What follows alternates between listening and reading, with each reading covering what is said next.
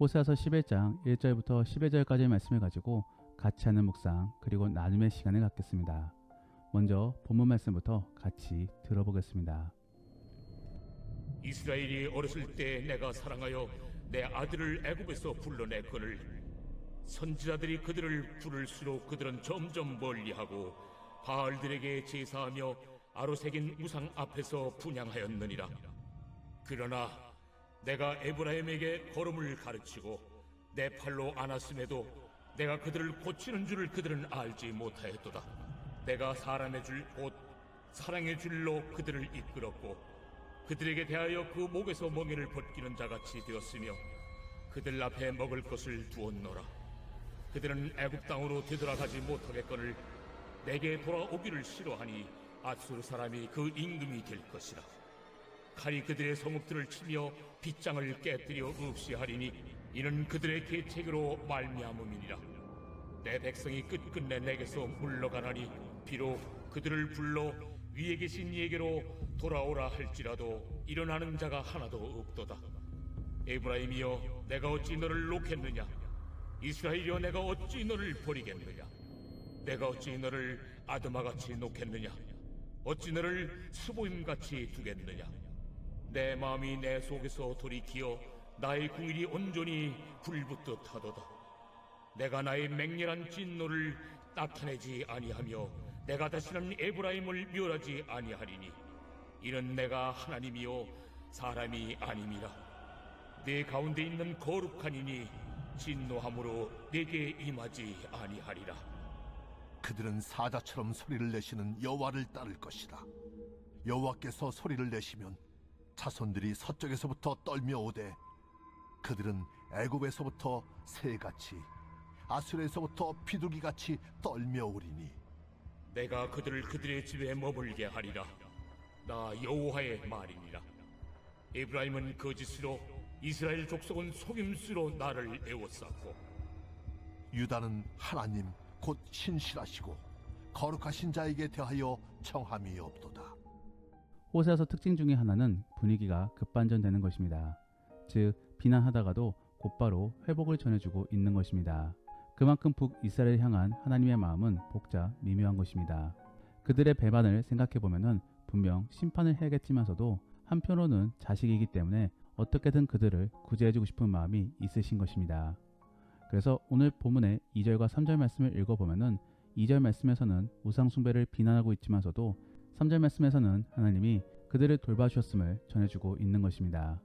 그리고 7절과 8절 말씀도 살펴보면 7절 말씀에서는 전쟁으로 인한 죽음을 말하고 있지만서도 8절 말씀에서는 그들에 대한 사랑을 전해주고 있는 것입니다.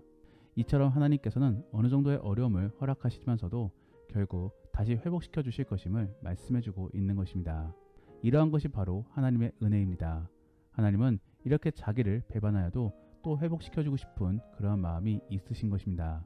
그리고 그러할 수 있는 이유가 바로 하나님이기 때문에 가능한 것임을 9절 말씀에서 말씀해주고 있는 것입니다. 다만 그냥 용서해 주시는 것은 아닙니다. 먼저는 우리 안에 회개라는 과정이 있어야만 되는 것입니다.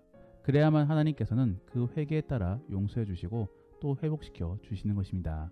그런데 오늘 본문에서는 그러한 내용을 담고 있지 않습니다. 그저 심판과 주의 사랑에 대해서만 전해주고 있는 것입니다.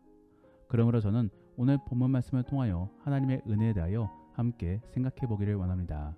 그래서 하나님께서는 우리에게 어떠한 은혜를 주셨는가를 살펴보면서 하나님께 감사하는 시간을 가져보기를 원합니다.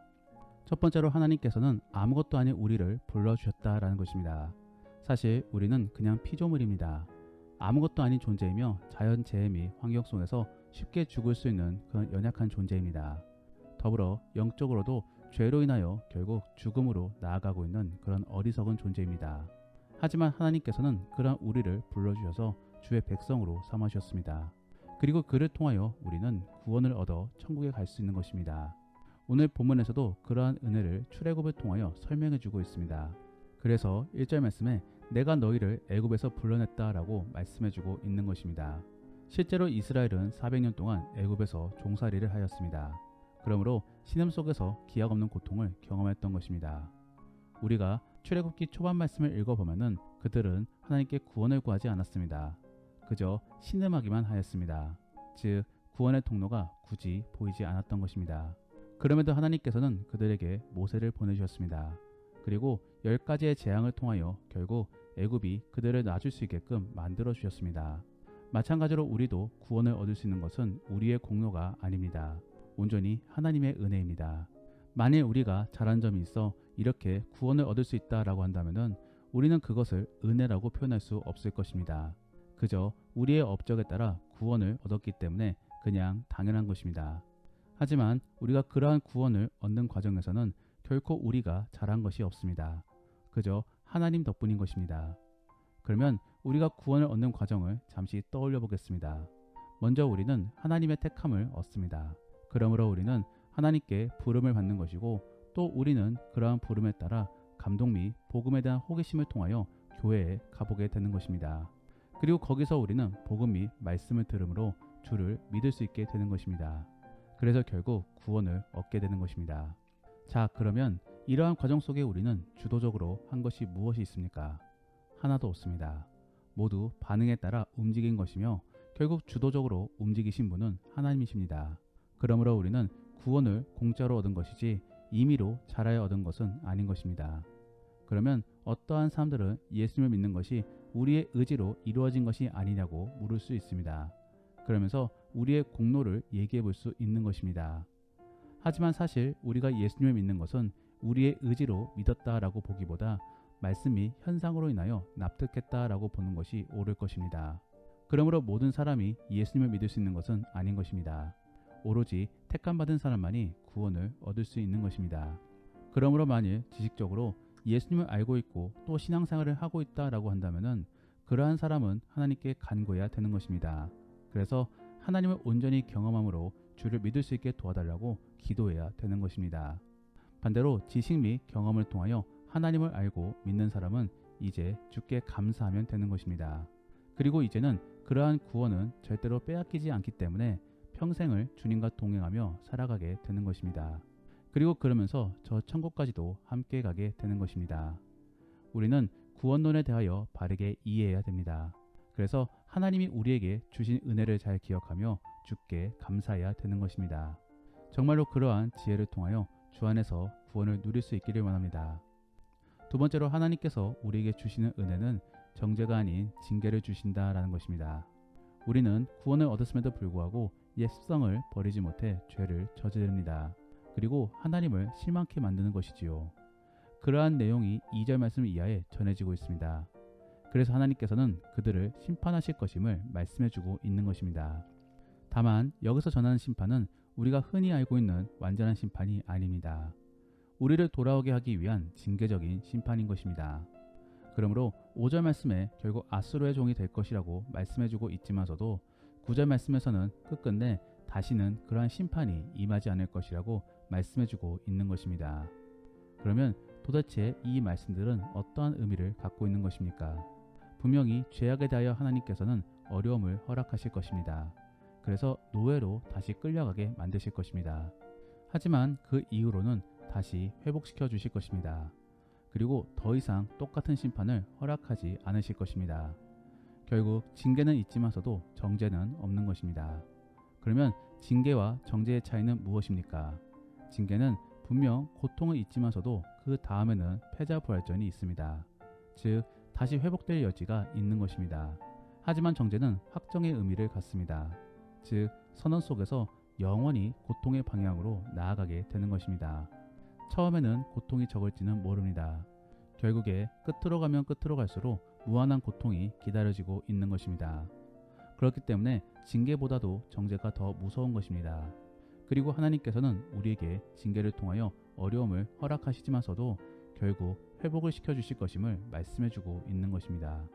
그리고 하나님께서는 우리에게 징계를 통하여 어려움을 허락하시지만서도 결국 회복을 시켜주실 것임을 말씀해주고 있는 것입니다. 오늘 아래 우리가 겪는 어려움은 징계이며 시련입니다. 결코 정죄가 아닌 것입니다. 그렇기 때문에 회복의 여지가 남아있는 것입니다.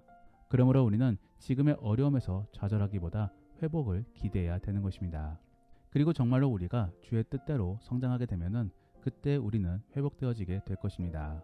정말로 그러한 징계와 정죄의 개념을 생각해 보시면서 회복을 기대해 보시기를 바랍니다. 그리고 지금의 어려움을 믿음으로 인내해 보시기를 바랍니다. 마지막으로 하나님께서 우리에게 주시는 은혜는 방향성을 제시해 주신다라는 것입니다. 즉 비전을 주시는 것입니다. 7장 말씀에 하나님께서는 북이스라엘을 향하여 어리석은 비둘기라고 비유한 적이 있습니다. 즉 방향성이 없어 그저 우왕좌왕의 삶을 살았던 것입니다.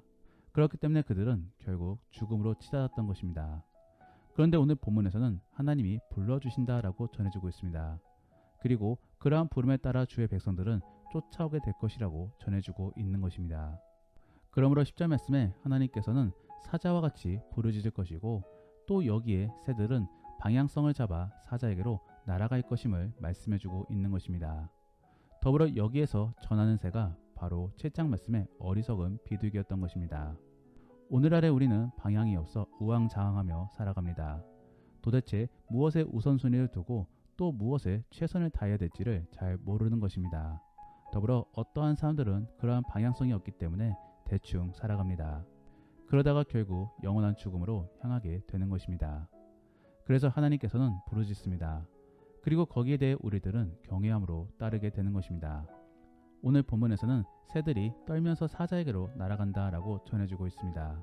바로 경외함을 가지고 나아가는 것입니다. 이처럼 하나님을 바르게 아는 사람들은 주를 경외합니다.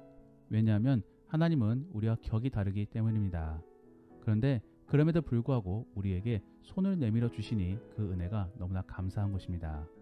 그렇기 때문에 우리는 두려움 속에 감사함으로 주께 나아가는 것입니다. 사랑하는 성도 여러분, 하나님께서는 우리에게 비전을 주십니다. 그래서 무엇을 위해 살아가야 될지를 알려주고 계십니다. 실제로 직업은 도구에 불과합니다. 결국 평생을 하고 싶은 것을 위하여 수단으로 삼는 것이 직업입니다. 그렇기 때문에 직업은 얼마든지 바뀔 수 있습니다. 다만 평생을 하고 싶은 것은 바뀌어지지 않습니다. 그것이 바로 비전입니다.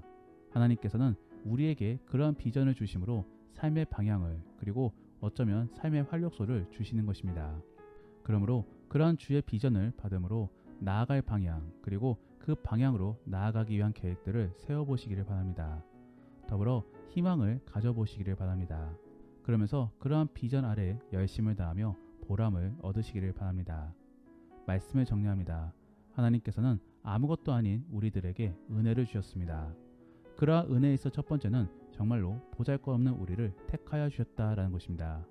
그러므로 우리는 능력을 가지며 또 주의 인도함 아래 주의 사명을 감당할 수 있는 것입니다. 그리고 또 우리는 그러한 주의 은혜로 구원을 얻어 저 천국까지도 소망할 수 있게 된 것입니다. 두 번째로 하나님께서는 우리에게 정죄가 아닌 징계를 주신다라는 것입니다. 우리는 우리의 연약함으로 계속적으로 죄를 짓습니다. 그러므로 하나님께서는 우리를 버리실 수도 있습니다. 하지만 하나님께서는 그러하지 않으시고 징계를 통하여 다시 세워주시고 또 회복시켜 주십니다. 결국 우리는 그러함으로 구원을 누릴 수 있게 되는 것입니다. 우리는 결코 정죄함을 받지 않습니다. 그래서 결국 최종적으로는 구원을 얻지 영원한 고통을 얻는 것이 아닙니다. 그러한 부분이 바로 하나님의 큰 은혜인 것입니다. 마지막으로 우리는 하나님께 비전을 얻습니다. 하나님께서는 갈피를 잡지 못하는 우리들에게 방향성을 제시해 주십니다.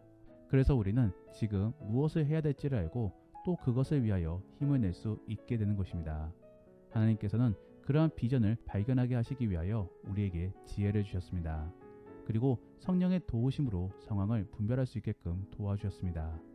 그러므로 우리는 이제 나아가야 될 방향을 얻습니다.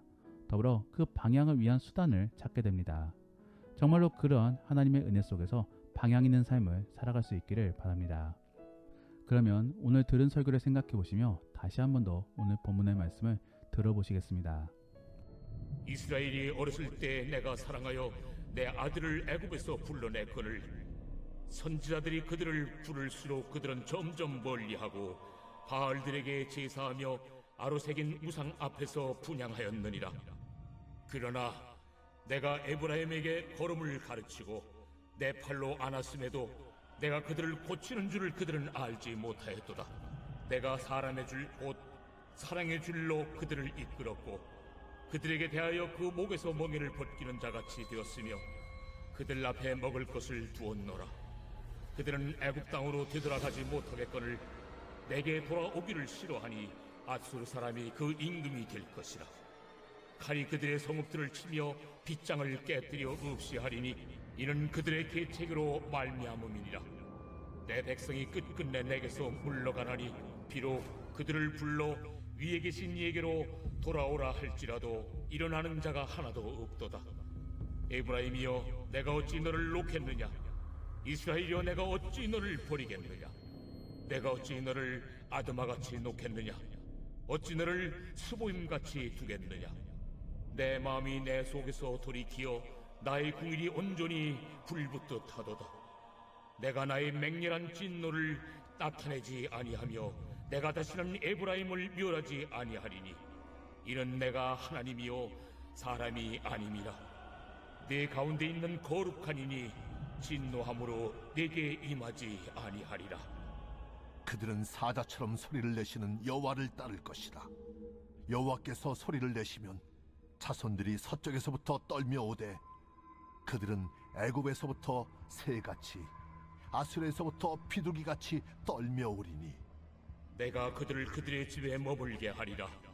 나 여호와의 말이니라.